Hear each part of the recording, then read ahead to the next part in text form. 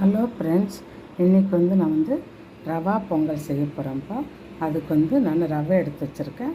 நான் 1 டம்ளர் சிறுபருப்பு போட்டிருக்கேன் ஃப்ரெண்ட். நம்ம ரவை கொஞ்சம் நெய் விட்டு வறுத்துக்கலாம் ஃப்ரெண்ட். நம்மளுக்கு சூப்பராக நல்லா குழஞ்சிடுச்சுப்பா. இப்போ நம்ம இந்த ரவையை போட்டுடலாம். நம்ம கொஞ்சம் பெருங்காயம் போடலப்பா. இப்போ நம்ம பொங்கலுக்கு நெய் ஊற்றலாம்ப்பா. நெய் பொங்கல் செய்யலாம்.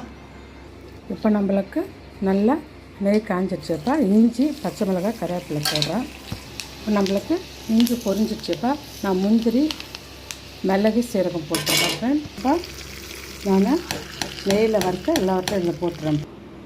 நம்மளுக்கு சூப்பரான ரவா பொங்கல் ரெடி ஃப்ரெண்ட்.